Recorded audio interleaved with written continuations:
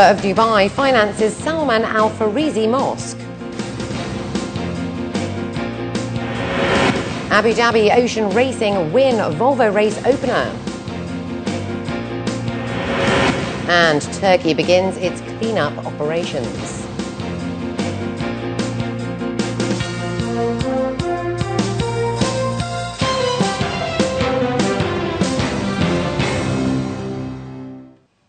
This is 7 National News, and in our top story, the UAE Vice President, Prime Minister and ruler of Dubai, His Highness Sheikh Mohammed bin Rashid Al Maktoum, has financed the development of a new mosque in the Al Habib area. The Salman Al Farisi Mosque covers an area of nearly 5,300 square metres and is under the supervision of the Department of Islamic Affairs and Charitable Activities in Dubai. The fire that engulfed 2 dhows at the Dubai Creek today, which destroyed one of them completely, led to the arrests of a captain and its crew for negligence. That's according to local reports.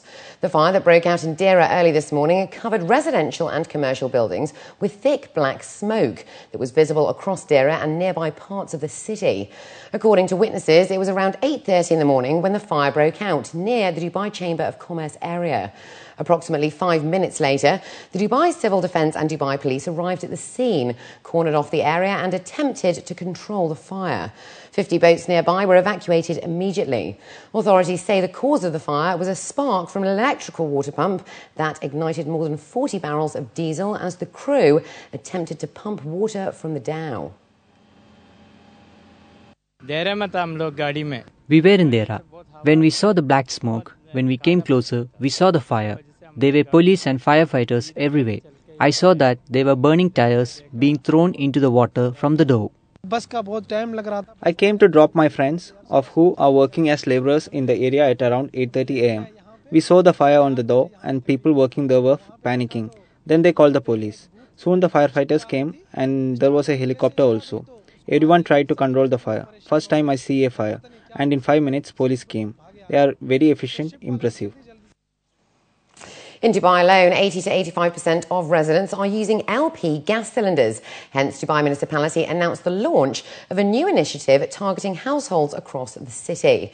Civic body officials say its citywide Safe Cylinder, Safe Home campaign with the Dubai Civil Defence and MGas will see random visits to 5,000 households across the Emirate beginning in December this year and will run for 4 months. It aims to educate on the safe installation, handling and maintenance of gas cylinders. They say this is essential in ensuring everyone's safety and preventing any incidents in the future. We came together jointly.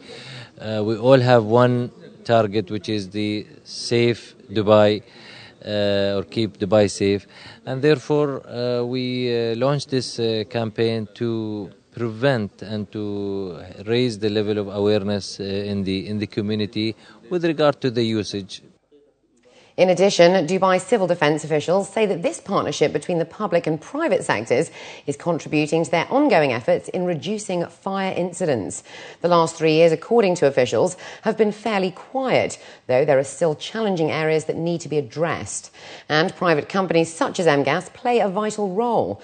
They hope that through this awareness campaign, residents will be better informed and encouraged to contact the authorities in case of an emergency or report anyone in violation of safety standards.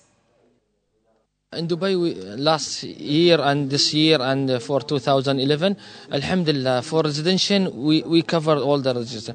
But there is some small fires happen in the warehouses, in the industrial area. Any incident might happen or any default might happen.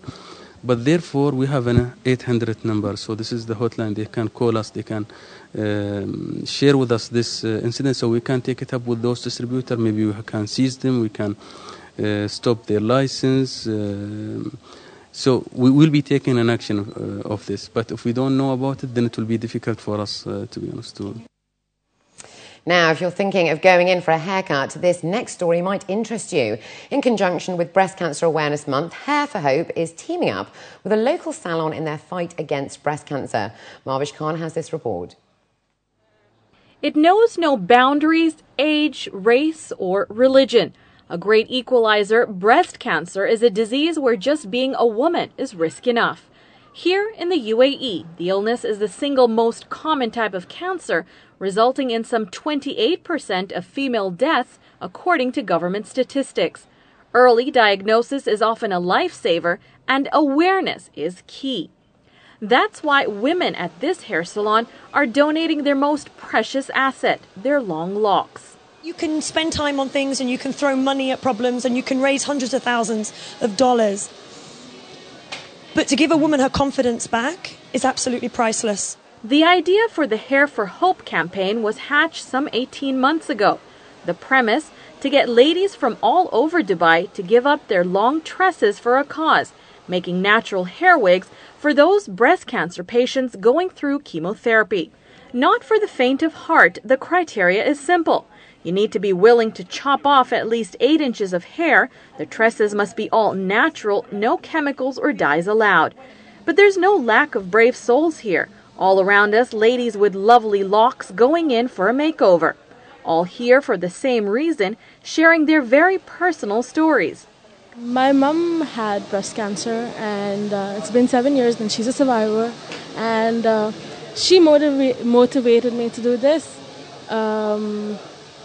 It's scary, but I like that it's going for a good cause. Lillian Colgate found her own lump and went in for treatment immediately. Having won the fight against breast cancer, this mother is here today to spread her message to the next generation, like 10-year-old Amina, whose story hits very close to home.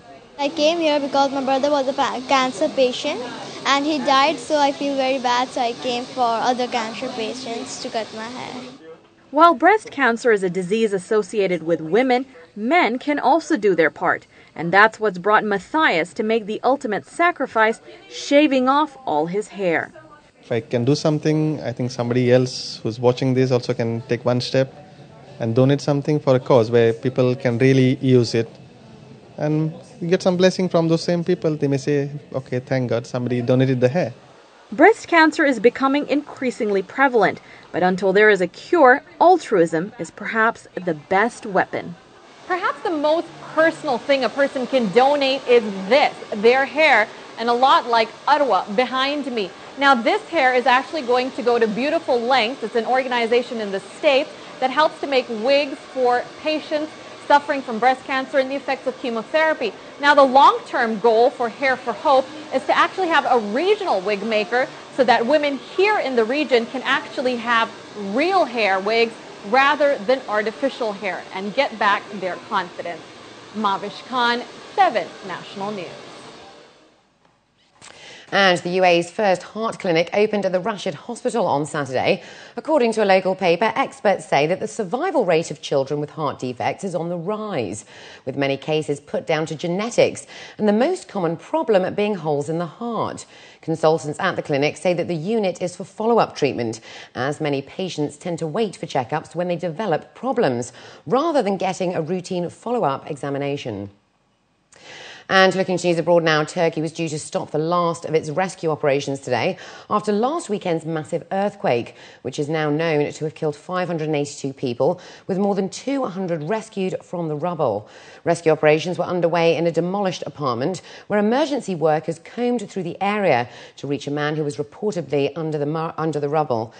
Nearly a week after the powerful earthquake that rocked southeastern Turkey, hordes of survivors still roam the streets past devastated homes. Some families say they are still without any tents as winter fast approaches. Deputy Prime Minister Beşir Atalay reported that the official death toll from the 7.2 magnitude quake stood at 582 as of Saturday. The last person dug out of the rubble alive was a 13-year-old boy in the early hours of Friday, as hopes of finding more survivors fades. And Thai Prime Minister Yingluck Shinawatra said today that the possibility of widespread flooding in the capital city remained uncertain, but urged people to remain confident in the government's ability to handle the crisis. On Saturday, Bangkok's main waterway, the Chao Phraya River, burst its banks in some areas during high tides in the Gulf of Thailand, causing brief flooding in some areas, including normally bustling tourist attractions such as Grand Palace and Chinatown. The high tides expected to last until Monday also inundated several riverside communities in western Bangkok. Yingluck remained optimistic, saying that although Saturday was one of the peak days for the tide, the water did not cause great damage to the Thai capital. She said various branches of the government were coordinating their efforts to mitigate the potential damage. Thailand's worst flooding in 5 decades has now killed 381 people and damaged several industrial estates in the north. The floods, which followed unusually heavy monsoon rain, have submerged 4 million acres of land, an area roughly the size of Kuwait or Swaziland. And up next, we have the day's business news, so stay with us.